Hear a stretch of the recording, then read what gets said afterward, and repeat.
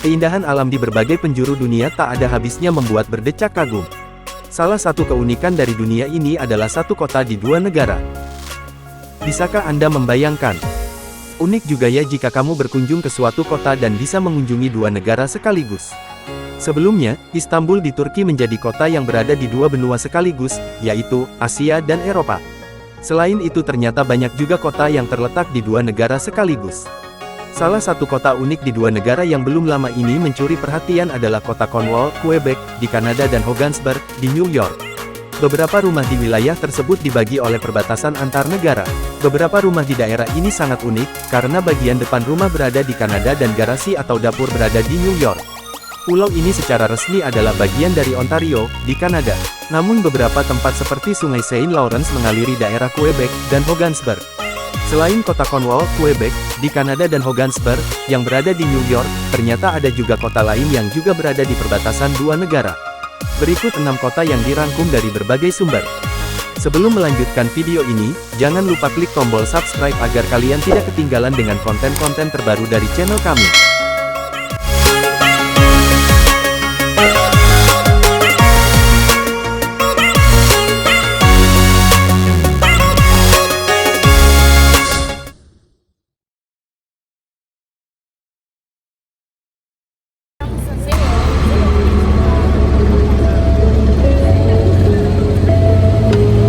Apakah kamu pernah dengar kota Nikosia?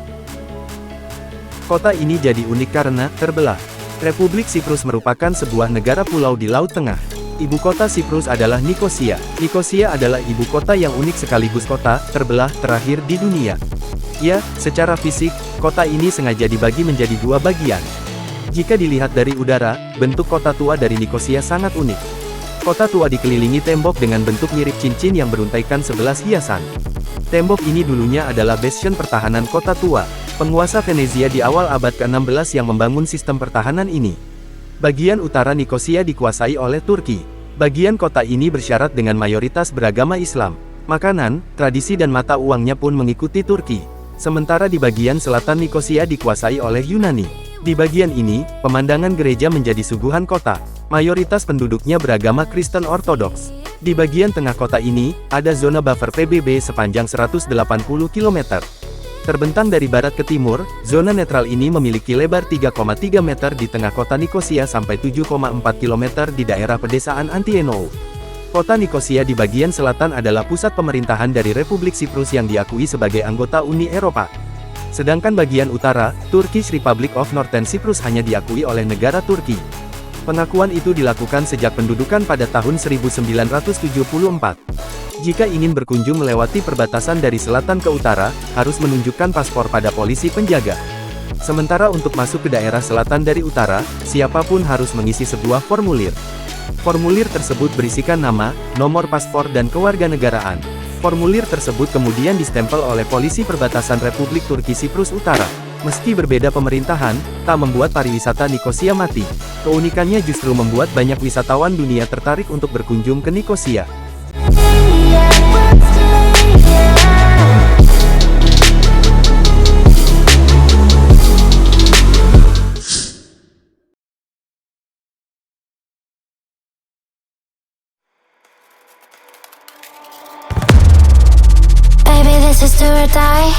Tentu kamu pernah mendengar kisah kota yang terletak di dua negara.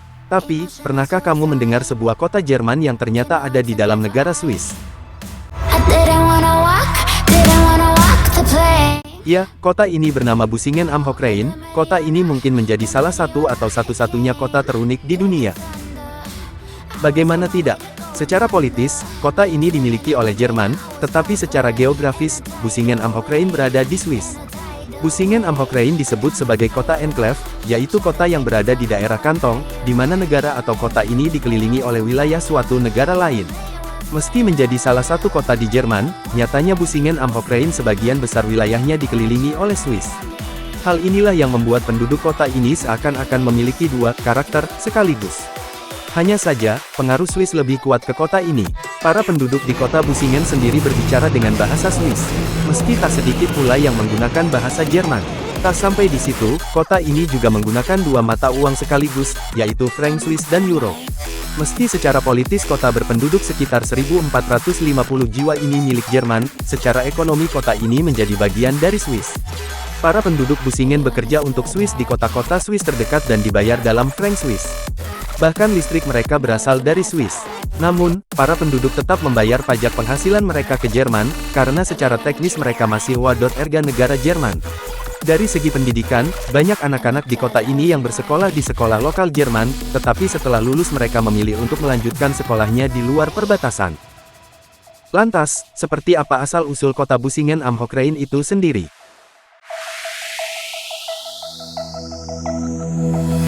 Sejak dahulu, Busingen merupakan bagian dari Kerajaan Württemberg. Kerajaan Württemberg terletak di Baden-Württemberg dan kini merupakan bagian dari Jerman. Sebenarnya, pada tahun 1918 setelah Perang Dunia I, warga Busingen diminta untuk memilih. Mereka diminta memutuskan apakah Busingen menjadi bagian dari Swiss, atau tetap menjadi bagian dari Jerman. Saat itu, hampir seluruh warga Busingen memilih agar Busingen menjadi bagian dari Swiss. Namun, Swiss tidak memiliki daerah yang bisa ditukar kepada Jerman. Akhirnya, Busingen tetap menjadi bagian dari Jerman. Di salah satu sisi ada rumah-rumah yang berdiri di wilayah Swiss dan tepat di sebelahnya, ada rumah yang terletak di Jerman. Sedangkan, Busingen berjarak paling dekat dari Jerman hanya 700 meter.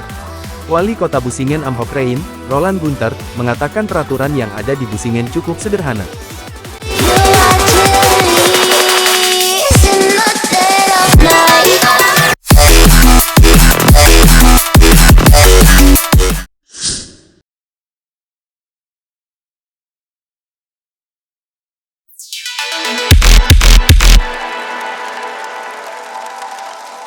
Kota Baarle terletak di Eropa yang berbagi wilayah antara negara Belanda dan Belgia.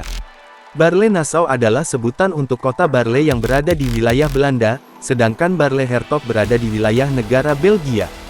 Kota tersebut tentunya memiliki perbatasan internasional.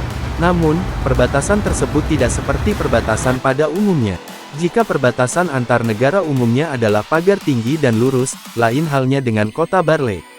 Sebaliknya, terdapat sekitar 26 bagian-bagian yang terpisah di Baarle yang sebagian adalah wilayah Belanda dan sebagian lagi adalah wilayah Belgia. Kerumitan perbatasan antara Baarle-Hertog dan Baarle-Nassau merupakan hasil dari sejumlah perjanjian, kesepakatan, pertukaran lahan, dan jual-beli antara Lord of Breda dan Duchess of Brabant pada abad ke-12. Setelah perpecahan tetap antara Belanda dan Belgia tahun 1839, membutuhkan 3 komisi perbatasan untuk menyelesaikan masalah tersebut. Perbatasan antar negara tersebut hanya ditandai dengan tanda cross putih di trotoar dan jalan-jalan kota. Perbatasan tersebut melewati kebun, berada di antara rumah-rumah, di belakang kafe atau supermarket. Bahkan banyak rumah yang terbagi dua karena batas tersebut, dan penentuan wilayahnya tergantung di mana pintu depan rumah tersebut. Wow! Karena keunikannya, kota Baarle ini menarik banyak turis untuk berkunjung. Pajak di Belgia dan Belanda terkadang berbeda cukup jauh, sehingga orang-orang yang ada di Baarle bisa berbelanja di antara dua ketentuan pajak dalam satu jalan. Terkadang ketika menurut peraturan Belanda, restoran harus sudah tutup lebih awal.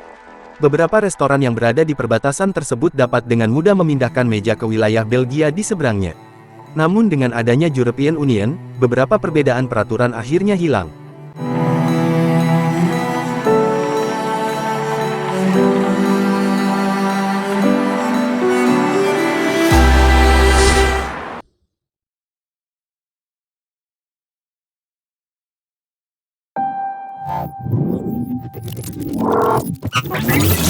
Bristol memiliki warisan yang membanggakan selama lebih dari 150 tahun sebagai tempat yang menyenangkan untuk dikunjungi dan tempat yang baik untuk hidup. Dengan begitu banyak yang harus dilakukan dan dinikmati, semua orang merasa seperti di rumah sendiri saat berada di pusat kota Bristol. Jalan utama Bristol disebut State Street karena dipisahkan oleh garis negara bagian Virginia dan Tennessee, dan disorot sebagai tempat kelahiran musik country. Di Jalan Negara pada tahun 1927, pencari bakat Ralph Peer, membuat rekaman musik country pertama yang diproduksi secara komersial. Rekaman yang dikenal sebagai The Bristol Sessions diakui secara internasional sebagai Big Bang musik country. State Street menghadirkan suasana yang sangat unik dengan dua keadaan tetapi satu pikiran. Garis negara bagian antara Virginia dan Tennessee membentang tepat di jalan utama pusat kota bersejarahnya. Di sini Anda akan menemukan banyak pilihan dalam hal berbelanja, bersantap, hiburan, dan hidup. Tenggelam dalam sejarah yang kaya dari garis budaya dan musik, pusat kota Bristol terus memainkan peran yang semakin berpengaruh dalam membentuk seni di wilayah tersebut. Distrik ini memiliki lebih dari 30 pengrajin di 6 blok pusat kota. Sambil bangga dengan akar musik country kami, distrik seni dan hiburan bertujuan untuk mengakurasi dan mengembangkan semua lapisan dunia seni, dari yang umum hingga yang unik. Berbelanja di pusat kota Bristol adalah petualangan penuh gaya yang berkembang. Dari toko antik hingga modern, toko besar dan kecil, toko Bristol menawarkan lebih dari sekadar toko konvensional Anda. Pakaian dan sepatu pria dan wanita kelas atas, aksesoris rumah desainer, barang adiboga, mainan, karya seni asli yang berani, dan perhiasan yang mempesona dari yang bagus hingga yang jauh. Lebih dari 100 tahun yang lalu, pada tahun 1910, perusahaan gas dan listrik Bristol ingin melakukan sesuatu untuk Bristol sehingga mereka menyumbangkan tanda listrik kepada masyarakat. Tanda Bristol, bagaimanapun, pertama kali didirikan di atas gedung Interstate Hardware Company di dekat rel kereta api dari State Street, awalnya menampilkan slogan yang agak aneh, "Push That's Bristol." 5 tahun kemudian pada tahun 1915, pemilik perusahaan perangkat keras meminta agar tanda yang sangat berat itu dipindahkan karena kemungkinan kerusakan pada bangunan mereka. Tanda Bristol dipindahkan ke lokasinya saat ini, naik 25 kaki di atas garis yang membagi negara bagian Virginia dan Tennessee, di State Street. Pada saat itu dianggap sebagai salah satu tanda terbesar di negara ini. Sepanjang tahun-tahun awal, tanda itu menjadi pusat pujian dan terkadang menjadi bahan tertawaan. Salah satu fitur paling unik Bristol adalah State Street, yang membagi Tennessee dan Virginia. Tanda kuningan yang dihiasi dengan nama, Tennessee, dan Virginia, di kedua sisi, membentang di sepanjang jalan, menjadikannya perhentian populer bagi pengunjung, yang suka berdiri di tengah jalan dengan satu kaki di setiap negara bagian untuk berfoto.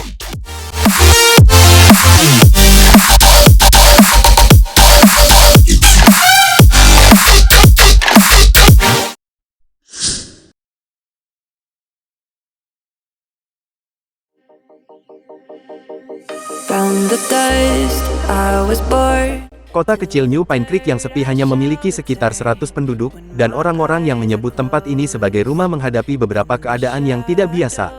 Kota ini terletak tepat di perbatasan Oregon dan California, dan jika menyangkut hal-hal seperti alamat, jalur properti, dan surat izin mengemudi, semuanya bisa menjadi sedikit rumit. Sebuah kesalahan oleh surveyor pada tahun 1800-an yaitu, bahwa kedua negara bagian dapat mengklaim kota ini.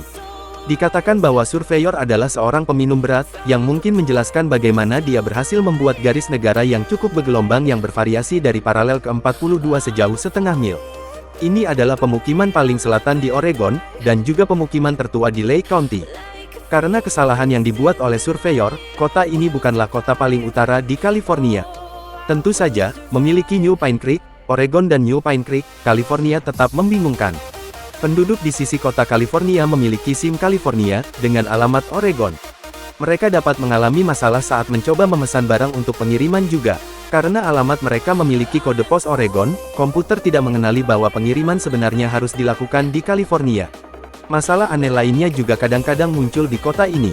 Bertahun-tahun yang lalu, seorang pendeta datang untuk melakukan pernikahan, hanya untuk menemukan bahwa rumah itu terletak di sisi kota California. Lisensinya hanya berlaku di Oregon, jadi upacara dilakukan tepat di tengah jalan, hanya beberapa meter ke Oregon. Aparat penegak hukum di kedua sisi perbatasan sering memiliki masalah. Meskipun logistik terkadang rumit, penduduk di sini terbiasa dengan situasi unik ini, dan dilaporkan hanya menyebut diri mereka sendiri, New Pine Creekans. Sudahkah Anda mengunjungi New Pine Creek? Ceritakan tentang perjalanan Anda ke sana.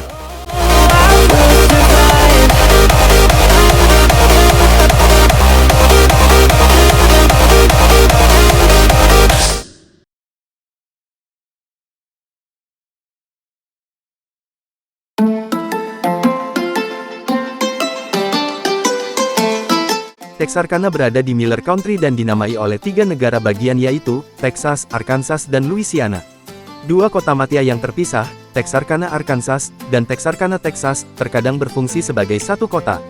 Kantor pos jalur negara bagian dan gedung federal di 500 State Line Avenue adalah satu-satunya kantor pos Amerika Serikat yang terletak di 2 negara bagian. Dikatakan sebagai gedung pengadilan yang paling banyak difoto di negara ini setelah gedung Mahkamah Agung di Washington, D.C. Auditorium kota Arkansas di Texarkana adalah Louisiana High Ride, yang memiliki pengaruh besar pada pembentukan musik rock dan roll dan country modern. Auditorium ini sekarang menjadi salah satu bangunan paling bersejarah di Texarkana dan telah masuk dalam daftar tempat bersejarah nasional sejak tahun 2004. Pada akhir tahun 1850-an, pembangun Cairo dan Fulton Railroad meletakkan rel di negara bagian tersebut, menyelesaikan jalur kereta api ke perbatasan Texas pada tahun 1873. Pada tahun yang sama, sebuah kelompok bertemu di sisi Texas untuk mengatur Texarkana, Texas. Texarkana, Arkansas menjadi kota pada tahun 1880. Jalan utama, terletak di garis pemisah antara kedua negara bagian. Masing-masing pihak memiliki wali kota, dan ada 2 dewan kota dan staf kota. As of Clubs House mungkin paling terkenal karena legenda lokal yang dibangun pada tahun 1885 dengan uang yang dimenangkan dengan undian tangan poker yang beruntung. Sistem Museum Texarkana mengoperasikan Rumah Plus Museum Sejarah Daerah yang Bersejarah dan Discovery Place Museum Anak-anak Interaktif, keduanya menawarkan acara dan pameran yang menyenangkan. Teater Perot, yang pertama kali dibuka pada tahun 1924, juga dapat ditemukan di kota ini. Bintang klasik tampil di sini serta aksi populer lainnya. Teater ini terletak di 219 Main Street dan saat ini terdaftar di Daftar Tempat Bersejarah Nasional. Dijalankan oleh The Texarkana Regional Arts and Humanities Council, yang juga mengoperasikan pusat seni regional Texarkana terdekat yang menyelenggarakan pameran galeri nasional, regional dan lokal sepanjang tahun. Texarkana juga merupakan rumah bagi alam bebas. Jika Anda ingin piknik, memancing, membiarkan anak-anak berlarian, atau sekadar menghirup udara segar, banyak taman di Texarkana dapat mengakomodasi apapun yang Anda butuhkan. Yang juga perlu diperhatikan adalah Holiday Springs Water Park, yang merupakan taman bermain air di kota ini. Daya tarik lainnya adalah Scott Joplin Mural, yang memberi penghormatan kepada komposer ahli ragtime Scott Joplin.